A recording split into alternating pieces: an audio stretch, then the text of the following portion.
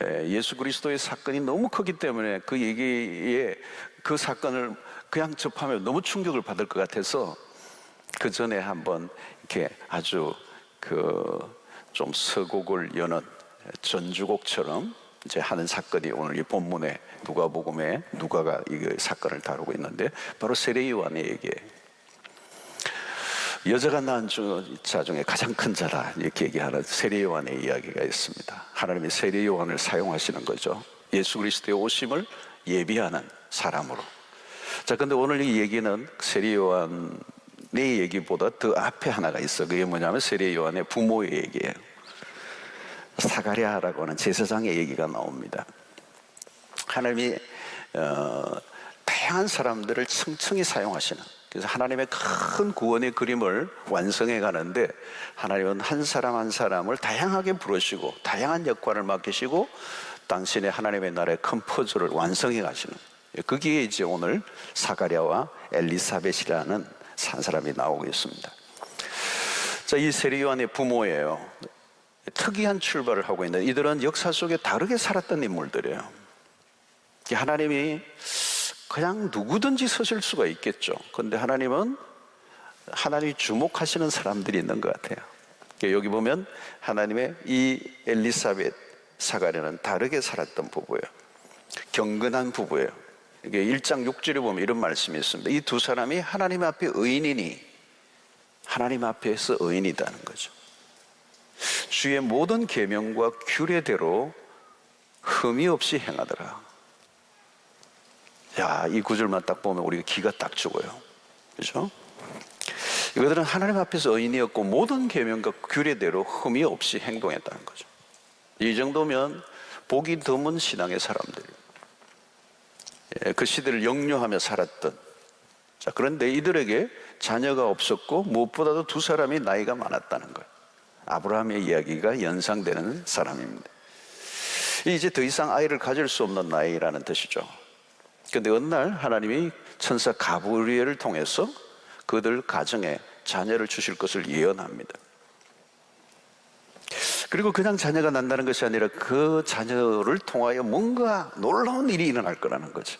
그게 뭐냐면 너만의 기쁨이 아니고 이 자녀의 출생이 너희 가정의 기쁨만이 아니고 만민에게 기쁨이 될 것이다. 엄청난 이 메시지를 들려준 거죠. 사실은 세례 요한을 통하여 일어난 예수 그리스도를 통해 일어날 일들이 이 예언, 가브리엘 예언 안에 들어가 있는 거예요. 그 천사가 어느 날 이제 이 가정에 이 예언을 던져준 거예요. 근데 이 천사의 소식을 듣고 난 다음에 이 사가랴의 반응이 어떤 것입니까? 굉장히 당혹하는 겁니다.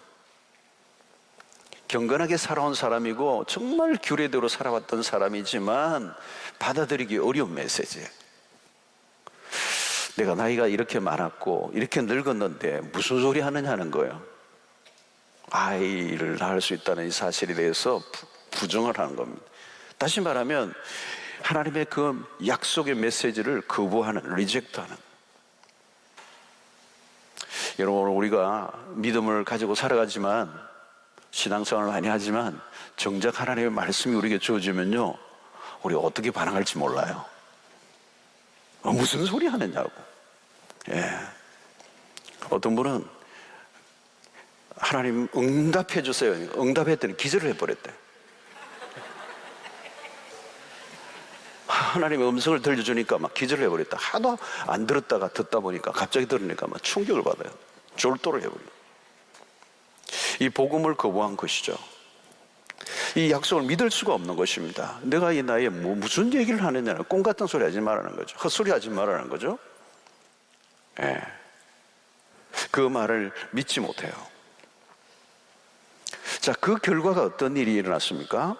자, 20절에 보면 보라, 이 일이 되는 날까지, 그 아이가 태어나는 날까지 너가 말 못하는 자가 되어 능히 말을 못하리니 이는 내가 내 말을 믿지 아니하거니와 함이거니와 때가 이르면 내 말이 이루어지려 하더라. 사가랴의 불신앙으로 그가 말을 못하게 됐어요. 갑자기 해가 굳어져 버린 거예요. 다르게 표현하면 하나님이 그 입을 닫아버리신 것이죠. 거대한 하나님의 역사의 순간을 알아보지 못한, 자, 우리의 삶에 자주 일어나는 일입니다. 하나님과 박자가 엇박자가 되는, 하나님과 박자를 맞추고 하나님과 리듬을 맞추고 하나님의 그 메시지를 알아듣고 거기에 온전하게 반응하는 삶, 쉽지가 않다는 거죠. 자, 하나님은 언제나 우리의 삶 속에 당신의 어떤 계획과 당신의 목적을 가지고 우리에게 다가오세요. 오늘 이렇게 사가랴에게처럼 세례 요한의 탄생과 같은 엄청난 일이 아니라 할지라도 하나님은 우리 각자에게 당신의 계획과 목적을 가지고 언젠가 우리의 마음을 놓고 하시고 우리에게 말씀하시는, 여러분 매일 우리가 큐티를 할 때도 마찬가지입니다. 말씀을 묵상할 때, 설교를 들을 때도 하나님 우리에게 다가오세요. 그리고 우리 당신의 계획과 목적을 알려주시고 거기에 우리가 어떻게 반응할 것인가를 보고 계시죠. 사랑하는 성도 여러분, 말씀을 듣고 있다는 건 굉장히 중요한 일이에요. 하나님 우리에게 말씀하고 계시는 거거든요.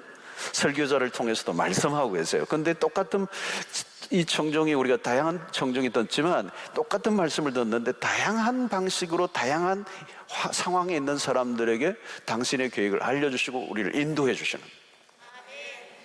자, 사가랴의 행동은 여인들과는 모습과 대조적입니다. 오늘 이 1장을 보면요, 엘리사벳과 마리아가 나옵니다. 그녀들은 굉장히 말씀에 수용적인 태도를 가져요. 말씀대로 이루어지다 그래요. 참 성경 보면요, 남자들, 성경에도 그래요. 남자들보다 여자들이 믿음이 좋아요.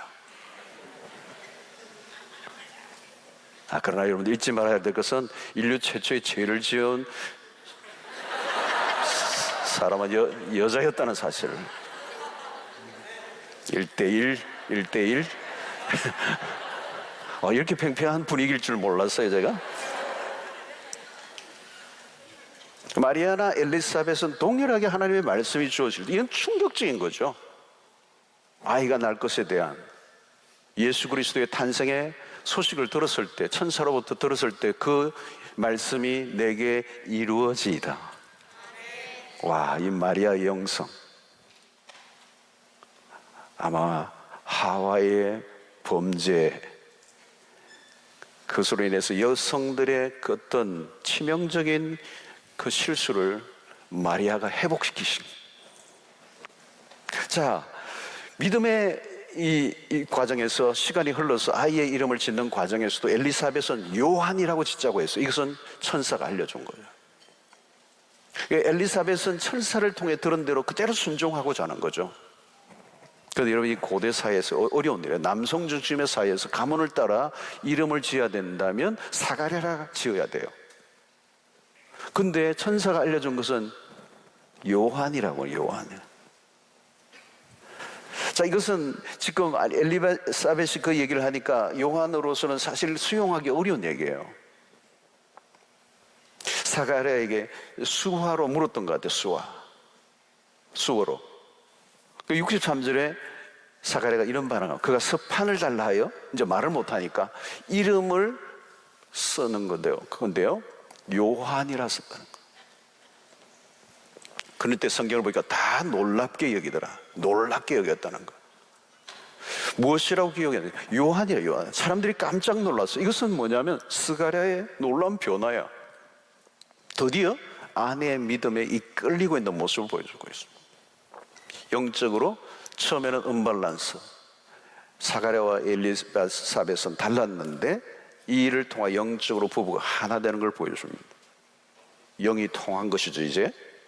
그래서 비로소 천사가 알려준 이 요한이라고 하는 이름을 사가랴와 엘리사벳이 동일하게 짓게 됩니다.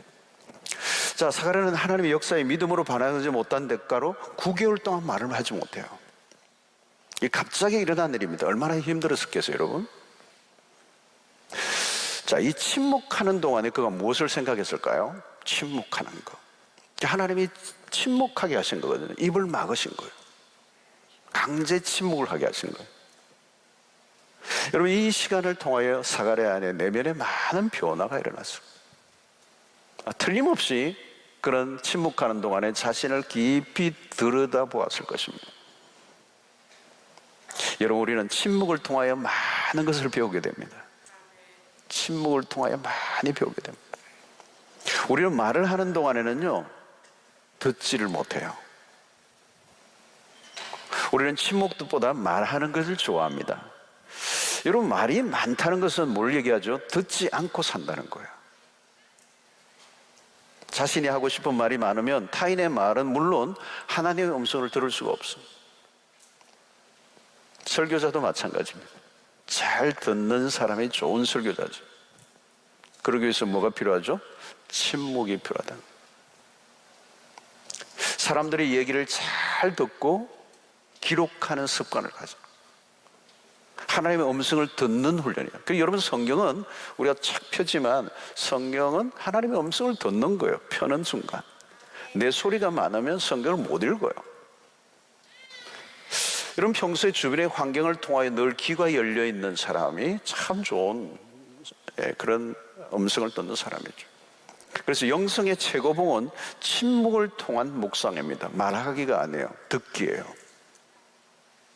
말하는 것을 멈출 때 비로소 이 스가랴에게 들려오는 소리들이 있었을 거예요. 영적 세계의 일이나 침묵하는 순간에 영적인 세계가 열리기 시작하는 거예요.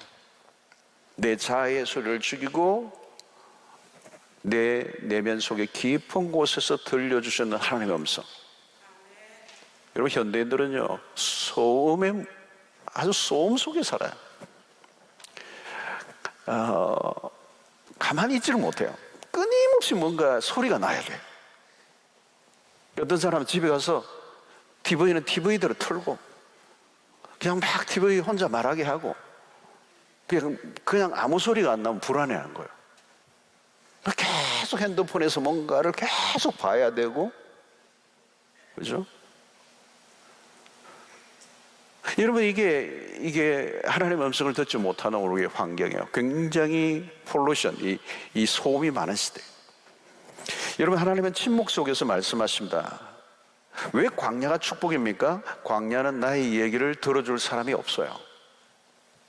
침묵할 수밖에 없는 환경이죠. 처음에는 침묵의 상황은 누구나 어려워요. 극심한 고통이 와요. 그러나 시간이 흐르면 조금씩 내 안에서 어떤 소리가 들려요. 여러분, 우리는 지속적으로 자신의 내면의 소리를 들어야 합니다. 그때 자신의 진정한 모습을 보게 되죠. 그런데 우리는 우리 안에서 나오는 소리를 잘 듣지를 않아요. 대신에 남이 나에게 하는 소리에 민감합니다. 누가 나에 대해서 무슨 소리를 했는가, 여기에 귀를 곤두세워요. 여러분, 우리가 진짜 귀를 기울여야 하는 것은 남이 나에 대해서 하는 얘기가 아니야. 나의 내면에서 나는 소리. 침묵하는 동안에 이 내면의 소리를 들을 때 나의 실체가 조금씩 드러나기 시작해요. 여러분, 우리가 나를 잘 아는 것 같지만 나를 잘 못 봐요. 가장 치명적인 게 뭔가 하면 내가 나를 속이는 거예요. 이 영성의 세계에 가장 무서운 건데요, 자기 기만이라고 그래요. 자기가 자기를 속이는 거죠. 그런데 자기가 자기를 속이는 줄 자신이 알지 못하는 상태에 있어요. 이게 가장 치명적인 것입니다. 그런데 이것이 우리의 삶 속에 일상적으로 일어나는 것입니다. 우리가 착각한다는 얘기를 하죠. 착각하네? 다른 사람이 착각하는 건 보이는데 자기 착각은 안 보이는 거죠. 여러분, 그 착각 속에 살면 자신의 삶은 다 허구에 있는 거예요. 허구에 있는 거.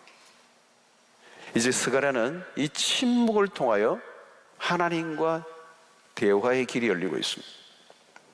자신이 얼마나 불신앙의 사람이었는가를 본 거죠. 그죠?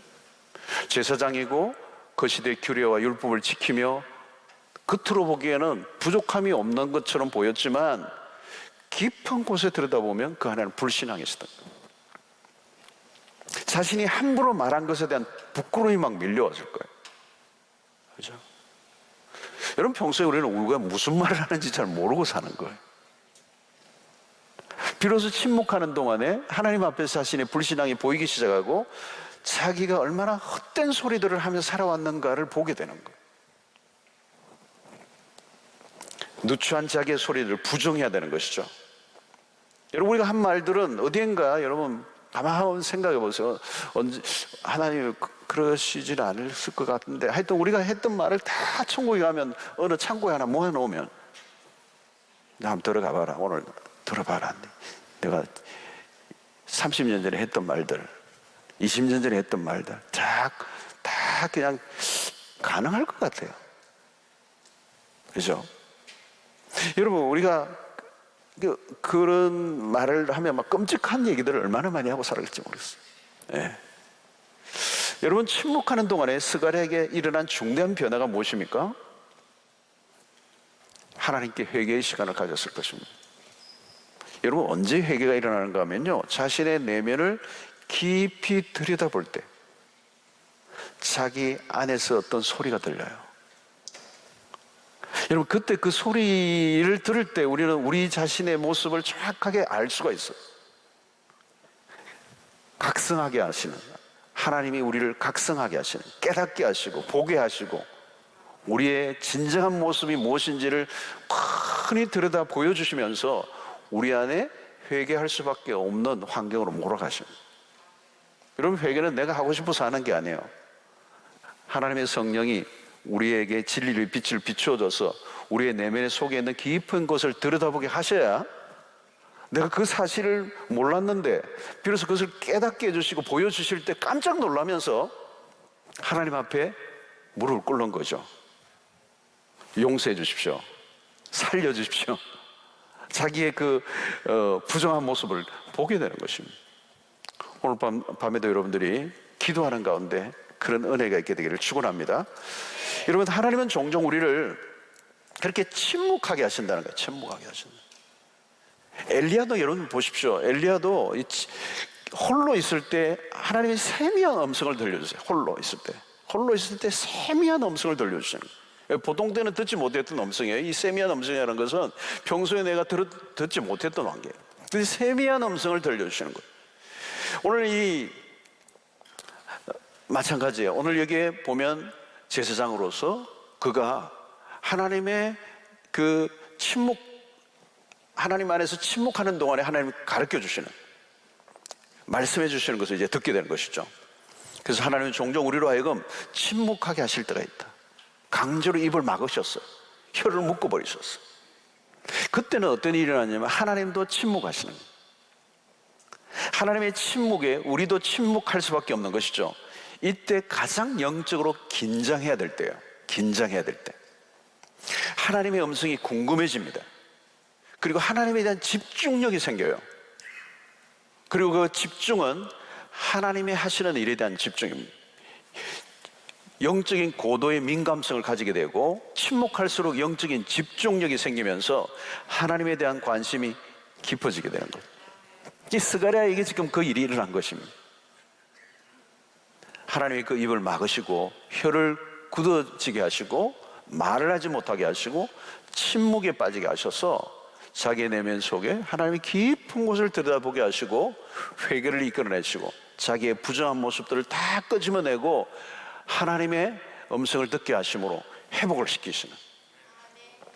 자, 이 세월이 흐르고 엘리사벳이 해산할 기한이 되고 아들을 낳게 돼요. 그래서 1장 5절부터 25절에 그 예언이 그대로, 하나님의 말씀이 예언하신 그대로 천사 가브리엘을 통해서 말씀해 주셨던 그대로 다 이루어져요. 57절에 마지막에 보면 엘리사벳이 해산할 기한이 차서 아들을 낳으니 기적이 일어난 거죠. 여러분, 이게 무엇이죠? 엘리사벳이 해산할 기한이 차서, 이 기한이라는 걸 뭐예요? 하나님이 정해놓은 시간이에요. 여러분, 하나님의 약속은 이렇게 죽어있는 고문서가 아니에요. 살아 움직입니다. 하나님의 말씀은 말씀하신 그대로 이루어집니다. 여러분, 우리 믿음의 근거는 딴 게 아니에요. 이 말씀이 그대로 이루어진다는 거예요. 그대로 이루어진다. 1.1핵도 이렇게 오차가 없어요. 그대로 이루어진다. 여기에서 중요한 것은 뭘까요? 하나님의 약속이에요. 비록 천사 가브리엘을 통해서 말씀하신 거지만 그것은 하나님이 천사를 사용하셔서 주신 하나님의 말씀이고 하나님의 약속이라는 거죠. 기한이 차면 너에게 아들을 낳게 하실 거라는 거예요. 그 아들을 기한이 차서, 이 말이 중요해요. 이 기한이 차서. 이게 뭐예요, 여러분? 이전의 역분에 보면 때가 참해예요. 때가 참해.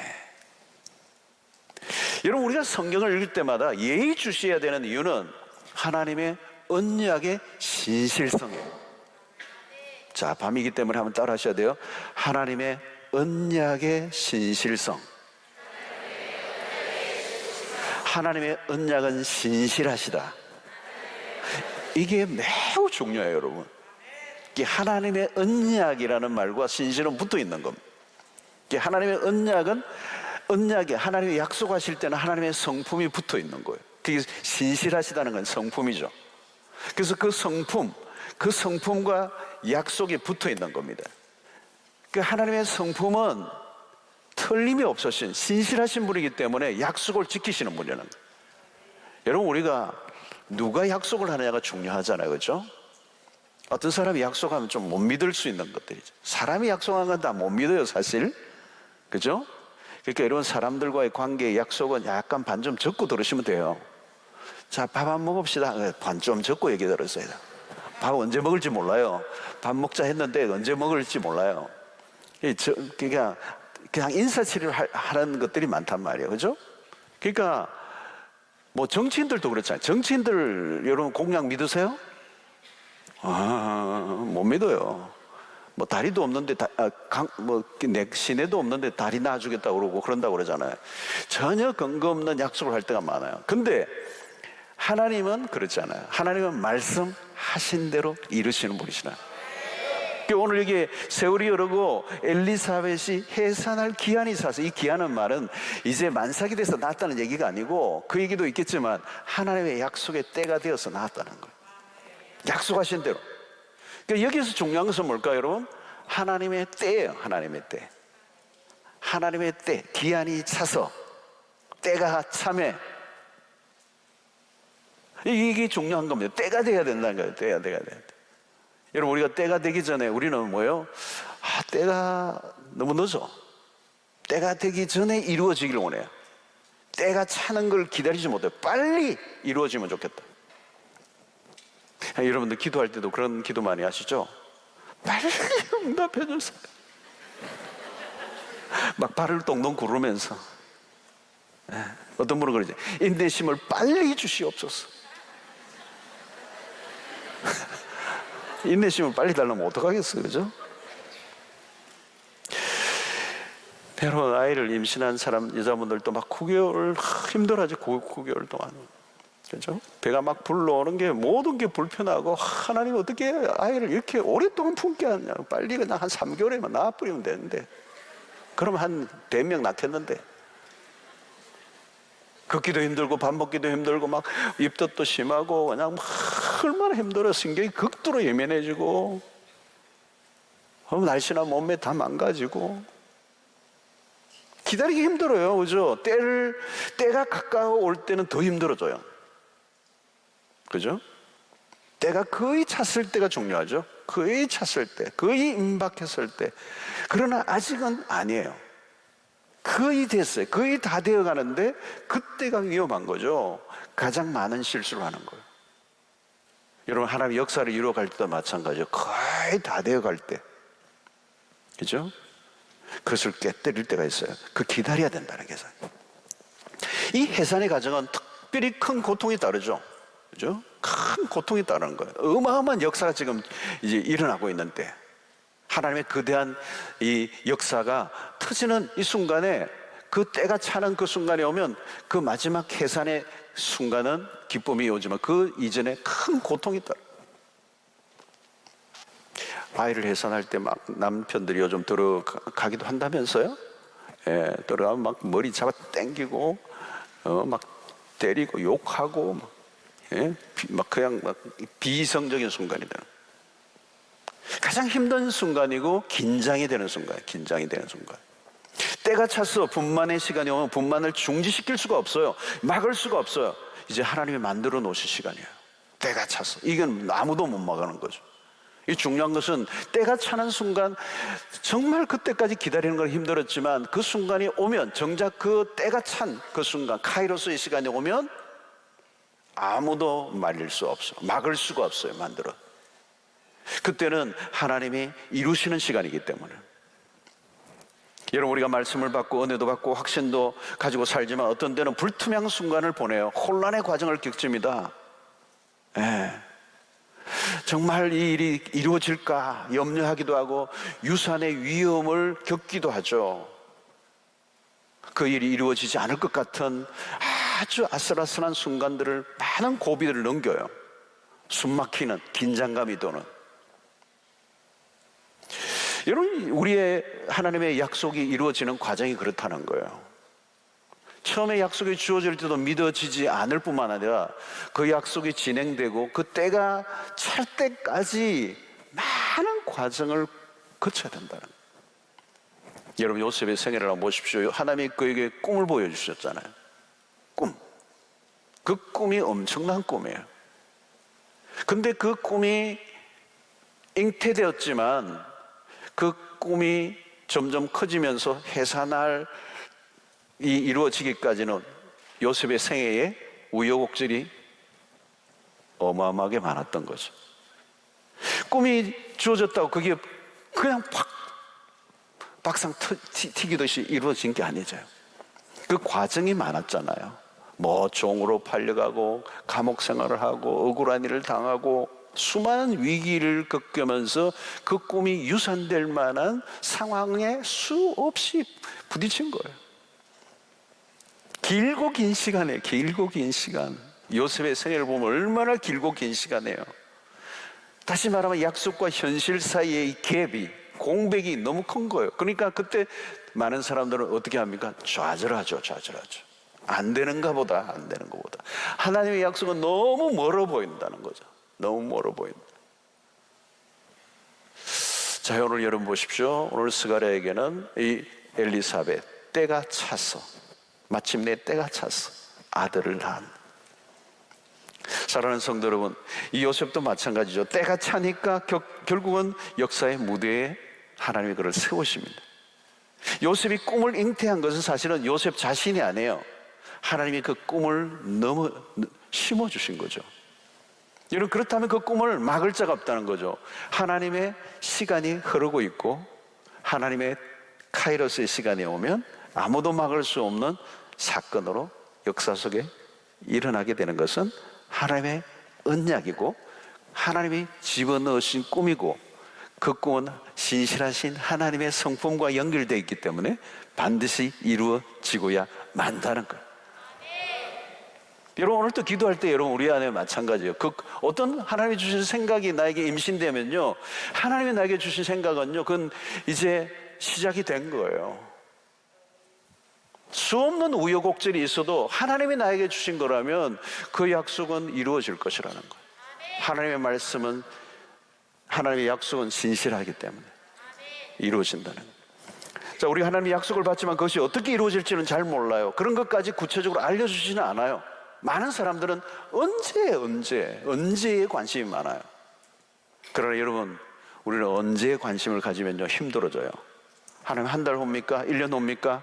이 일이 언제 이루어지는 겁니까? 언제 하나님이 이게 응답되는 것입니까? 여러분, 언제의 타임에 여러분 우리의 초점을 맞추면요 절망하기 쉬워요. 근데 사람들은 많은 관심이 어디에서, 언제 하나님, 이 언제까지 이런 상황을 지내야 합니까?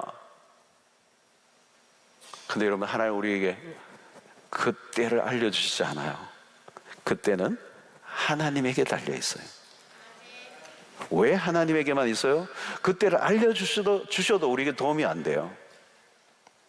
하나님 우리에게 요구하시는 것은 어떤 때가 아니라 너는 나를 신뢰하기만 하라는 거예요. 나를 믿기만 하라는 거예요. 여러분, 하나님은 그 세월 속에, 여러분 요셉도 마찬가지고 오늘 모든 하나님의 성경의 하나님의 약속들이 그 이루어지는 과정이 얼마나 길어요. 이스라엘 백성들은 70년의 바벨론 유수의 생활을 했어요. 70년. 이미 잊혀지고 끝난 것 같고 나라를 빼앗기고 이제 아무 일도 일어나지 않는 것 같은 사라져버린 시간에, 그러나 하나님은 이스라엘 백성들에게 역사의 약속을 하시고 때가 되매 하나님의 아들 예수 그리스도를 이 땅에 보내서 유대 민족들을 통하여 하나님의 구원의 역사를 시작하시는 거예요. 여러분, 신뢰는 언제 쌓여가는 것입니까? 하나님의 약속의 말씀을 기다리는 가운데 쌓여져 가는 거예요. 기다림의 과정이 없으면 신뢰가 쌓일 수가 없어요. 나는 언제인지 모르지만 난 당신을 신뢰합니다. 그래서 나는 당신을 기다립니다. 그 때가 차는 날까지. 이 기다림의 과정 속에는 많은 우리 안에 의욕도 있고 의심도 있고 불안도 있고 막 요동치는 것들이 있지만, 많은 요동침이 있지만, 다양한 고통이 있지만, 그럼에도 불구하고 끝까지 그 믿음을 가지고 신뢰하는 것. 그러므로 여러분, 우리에게 필요한 것은 하나님의 약속에 대한 신뢰입니다. 그런데 우리는 종종 신뢰 이 부분에서 실패를 해요. 성도 여러분, 신앙은 기다림이에요. 기다림. 잘 기다릴 줄 아는 것. 누가 기다리죠? 하나님을 신뢰하는 사람들. 하나님은 반드시 약속을 이루실 것이라는 사실을 믿는 사람들이에요. 왜 우리가 기다리는 것이 중요합니까? 기다림이 왜 믿음이죠? 왜 기다림이 믿음인 거예요? 기다림이 왜 믿음인 것입니까?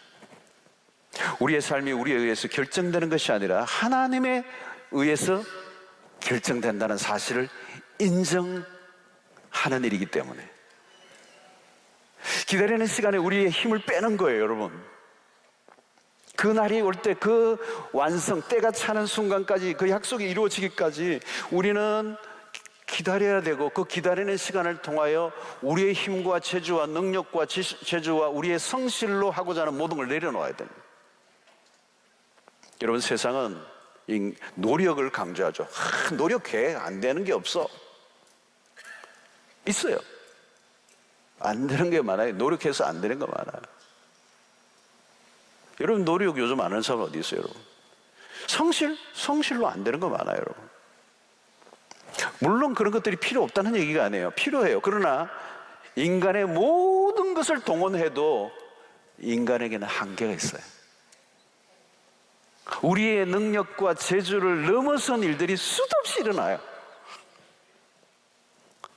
이거는 40만 넘은 분은 이미 온몸으로 느꼈을 거예요. 결정적인 것은 우리가 수고하고 애를 쓰고 성실하게 하고 우리의 막 온 에너지를 다 쓰지만, 결정적인 것은 하나님의 손에 달려 있어. 운명이 우리의 손에 달려있지 않다는 거야. 왜 우리가 여러분 이렇게 철야에 나와서 그렇게 열심히 기도합니까? 우리의 인생이 우리의 손에 달려있지 않다는 거예요. 내가 뭐 경험도 많고 경력도 쌓았고 이 분야의 전문가고 여기에서는 누구보다도 내가 뭐 자신 있다고 얘기하는데, 글쎄요, 그걸로 안 돼요. 어느 한순간에 어느 부분이 무너지면 다른 것까지 다 같이 무너져 버려요. 여러분, 그런 면에서 유능한 사람이 되는 것도 좋지만 자신의 능력만 믿고 사는 사람은 된통 깨지는 날이 반드시 와요. 아멘 하실 필요는 없죠, 그죠? 이런 부분에서. 왜냐하면 내 능력이 통하지 않는 일들이 얼마든지 일어난다는 거예요. 결국 어디로 가야 되죠? 우리는 하나님이 하시는 일에 굴복해야 합니다. 이해가 안 되어도 하나님 앞에서 기다리는 훈련을 하는 거예요. 그게 믿음이에요.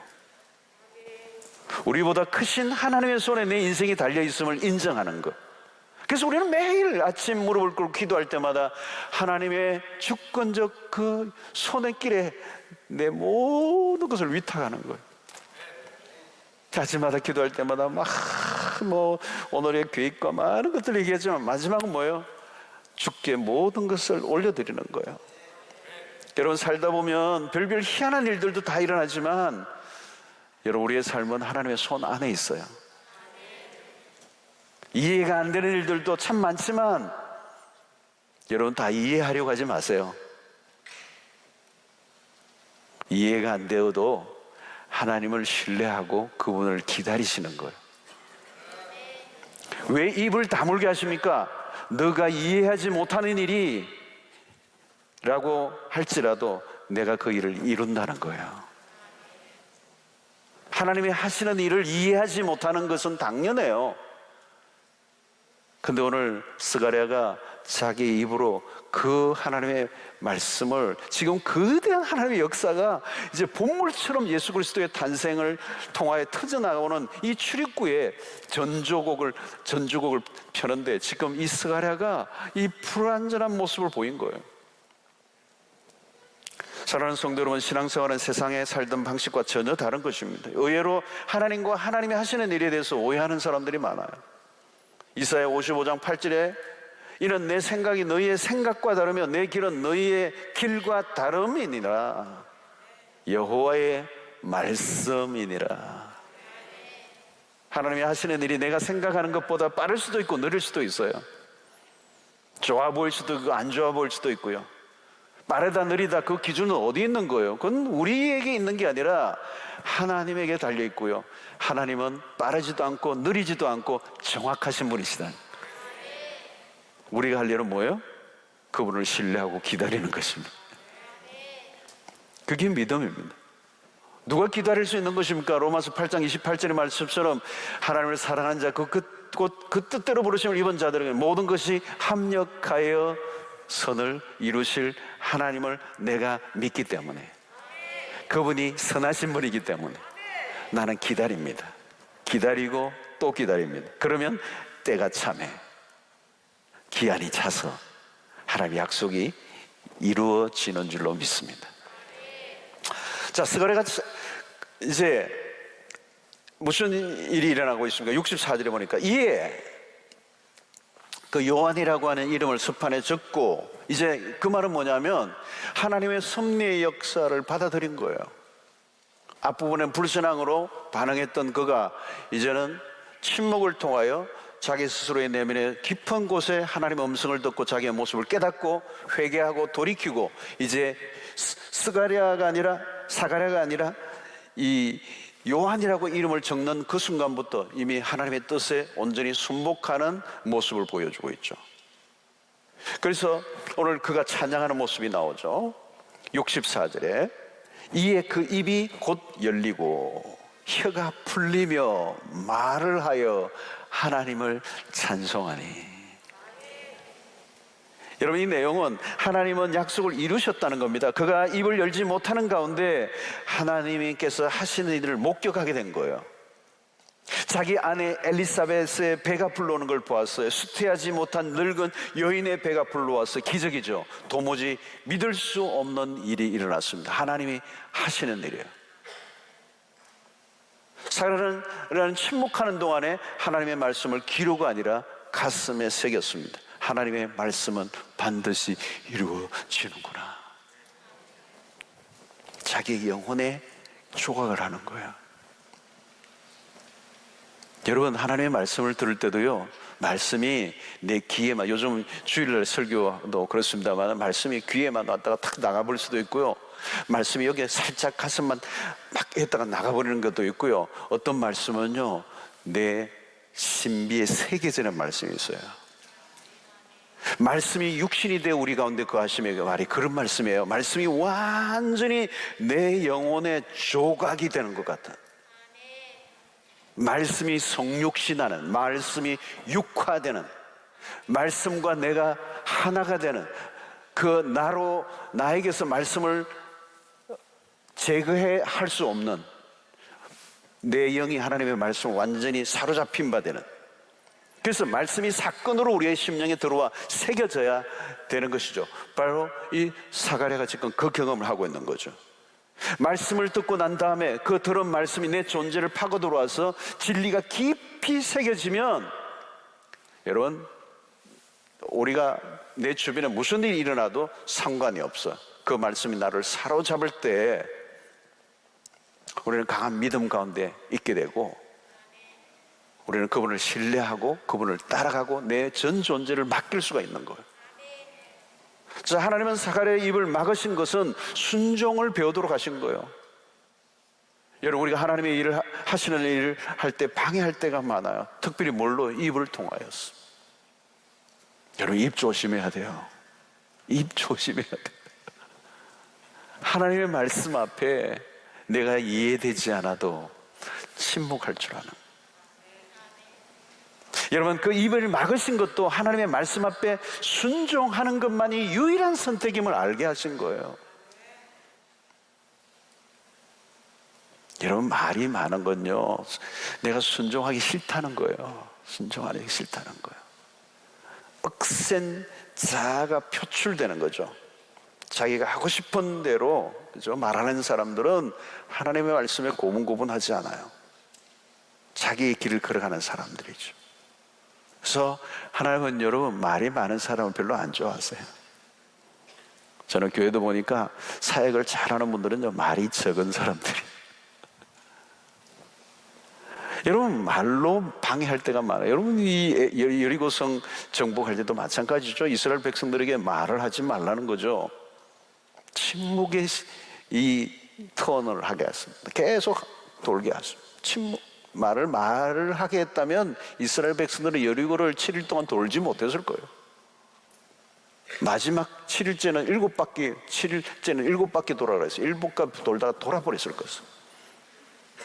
말하다가 다 파토가 났습니다.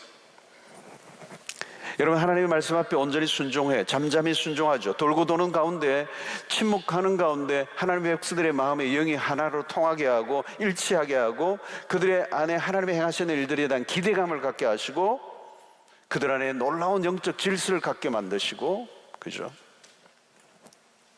우리 교회도 그런 문화가 있잖아요, 여러분. 입 다물고 기도하기. 입 다물고 기도만 하면 되는 게 아니라 입 다물고 기도하는 가운데 주의 성령이 입 닫고 있는 각 사람의 영을 움직이시고 다스리셔서 동일한 영을 심어주심으로 그 침묵하는 동안에 우리 모두를 하나로 묶으시는 역사예요. 성령이 그 안에 일을 하신다는 거예요. 우리가 입을 닫고 있는 동안에 성령이 우리 안에서 일을 하신다는 거예요. 그 영은 우리를 하나로 묶으시는 영이라는 거예요. 사단은 어떻게 해요? 분열의 영이잖아요.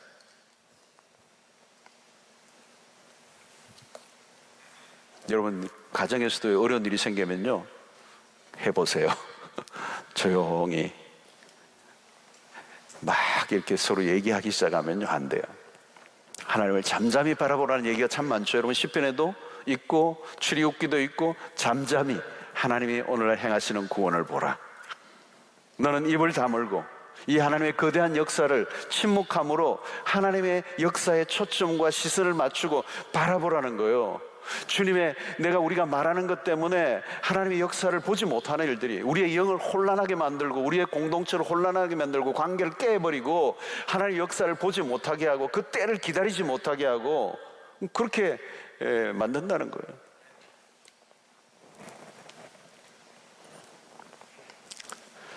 자, 아들의 이름을 요한이라고 판에 서는 순간에 혀가 팍 풀려버린 거예요. 오늘 이 말고 63장 3절과 64절 보시죠. 그가 서판을 달라해 그 이름을 요한이라 쓰매 다 놀랍게 얘기더라. 이에 그 입이 곧 열리고 혀가 풀리며 말을 하여 하나님을 찬송하니. 여러분, 여기에서 중요한 대목은 뭘까요? 지금 그가 불순종, 불신앙의 모습을 보이면서 혀가 굳었었는데 순종을 통하여 하나님의 치유가 일어난 거예요. 이에 그 입이 곧 열리고 그 서판에 요한이라고 쓰매, 그죠? 이에 그 입이 곧 열리고 혀가 풀리며 믿음으로 순종하는 순간 묶였던 게 풀려나는 역사가 일어나는 거예요. 불신앙으로 묶였던 게 풀려지는 역사가 일어나는 거예요. 사랑하는 성도 여러분들의 삶 속에서도 어떤 묶여있는 것들이 있다면 의외로 가까운 곳에 해결의 역사가 있을지 몰라요.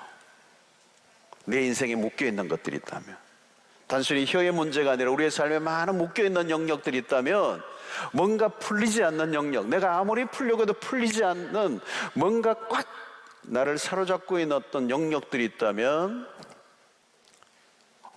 어디엔가 풀 수 있는 실마리, 키가 의외로 가까운 곳에 있을지도 몰라요. 오늘 기도하는 가운데 그것을 발견하는 은혜가 있기를 축원합니다. 놀랍. 어떤 영역에 내 불신앙에 그 뭔가 하나 걸고 있는 게 있을 거예요. 그걸 딱 풀는 순간 내가 하나님 앞 하나님만을 온전히 신뢰하고 내가 그분에게 내 삶의 어떤 전적으로 내 삶을 맡기고 그분을 신뢰할 때, 내가 불신앙으로 하나님 앞에 내 삶의 것들을 맡기지 못하고 내가 붙들고 있던 것들이 오히려 나를 더 힘들게 하고 있는 영역들이 있다는 사실을 깨닫고 하나님 앞에 온전하게 순종하겠다고 입으로 선포하고 내 삶이 그런 결단을 하고 움직이고 행동하면 곧, 오늘 표현이 곧 열리고 혀가 풀리며 말을 하여 하나님을 찬송하리. 저는 여러분들의 불신앙을 점검해 볼 수 있기를 바랍니다. 그래서 순종으로 나아가 볼 수 있게 바랍니다. 그러면 하나님께서 우리의 묶인 것들을 풀어주실 줄로 믿습니다. 여러분, 기도만 해가지고 풀리지 않는 영역이 있어요. 중요한 것은 순종을 통하여 푸는 것입니다. 자, 스가랴의 입이 풀리자 무엇을 했습니까? 스가랴의 입이 풀리자 어떻게 했어요? 입이 묶여있던 그 첫 번째 반응은 무엇입니까? 입이 열리고 혀가 풀려 하나님을 찬송했다는 거예요. 자, 여기에서 회복 이후에 첫 번째 일어난 반응이 예배예요. 혀가 굳어져서 말을 못하고 있었어요. 얼마나 하고 싶은 말이 많았겠어요, 여러분? 입이 딱 열리면, 딱 입이 열리고 이제 혀가 풀려서 하고 싶은 말이 얼마나 많았겠어요. 그죠? 막 별 얘기도 다 할 수 있었을 거예요. 그런데 스가랴의 반응은 예배였어요. 하나님을 찬송했다는 거예요. 여러분, 그의 침묵하고 입이 닫힌 순간에 그의 영이 열리고 하나님이 하시는 일을 보게 되었습니다. 하나님이 누구이신지를 알게 되었어요. 그리고 하나님은 당신의 약속을 이루시는 분이라는 걸 믿었어요. 보았어요. 하나님이 얼마나 능력이 많으신가를 보았습니다. 그래서 1장 67절에 71절까지 보면 그 붙인 스가랴가 성령의 충만함을 받아 예언하여 이르되 찬송하리로다. 주 이스라엘의 하나님이여, 그 백성을 돌보사 속량하시며 우리를 위하여 구원의 뿔을 그 종 다윗의 집에 일으키셨으니 이것은 주께서 예로부터 거룩한 선지자의 입으로 말씀하신 바와 같이 우리 원수에서와 우리를 미워하는 모든 자의 손에서 구원하시는 일이라. 예수 그리스도에 대한 예언이에요. 여러분, 여기에 스가랴의 찬양을 보십시오. 여기에 스가랴의 찬양의 초점이 뭔지 아십니까? 바로 예수 그리스도예요. 그의 초점은 예수 그리스도의 오심입니다. 오심. 예수 그리스도의 오심. 예수 그리스도가 세상에 오셔서 그 백성들을 죄에서 속량하신다는 내용이 들어있는 것입니다. 그래서 그 구원의 뿔을 높이 드셨다. 그것은 선지자들의 오랫동안 예언한 그 말씀이 지금 그대로 이루어지고 있음을 찬양하고 있는 것이죠. 제대로 된 찬양이에요. 성도 여러분, 우리가 찬양하는 내용을 보십시오. 언제 찬양하죠? 무엇 때문에 찬양하십니까? 안 풀리던 일들이 잘 풀리면 찬송하는가요? 물론 그런 일들로 찬양할 수 있습니다. 그러나 지금 스가랴는 자기가 아이를 낳을 수 없는 아이를 낳았다고 찬양하고 있는 게 아니에요. 그 찬양의 초점은 예수 그리스도를 통하여 일어날 온 만민의 구원의 역사, 그의 초점은 예수 그리스도.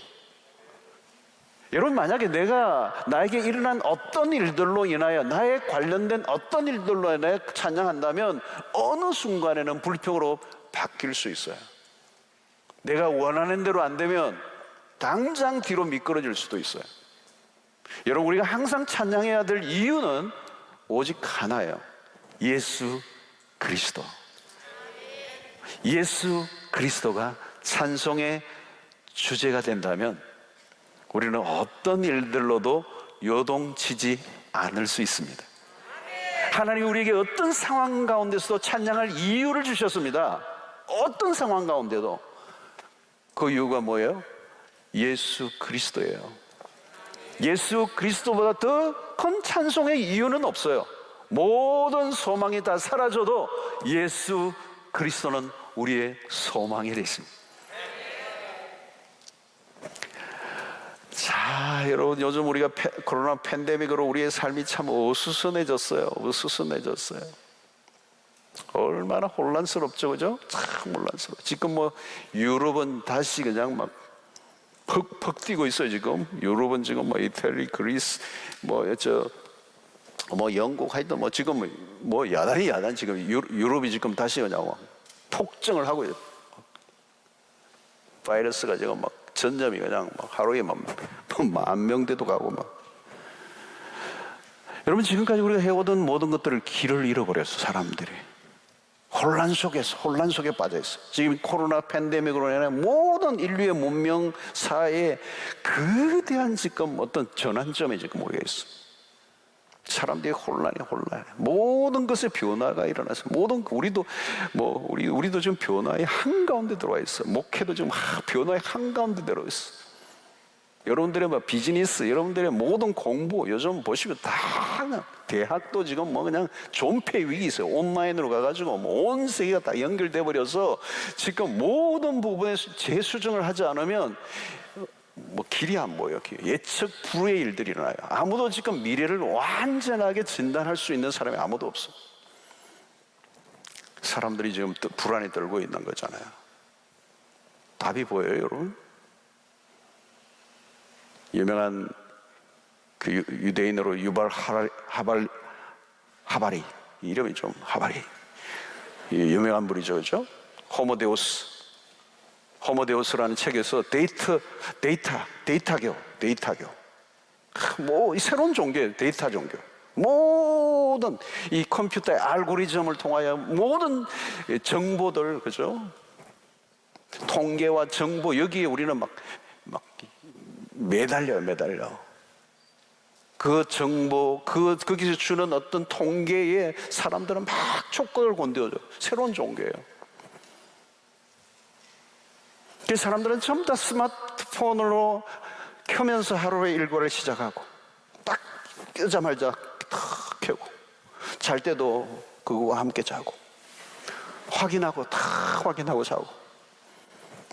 알고 싶은 모든 것을 인터넷의 정보에 얻어나는 거.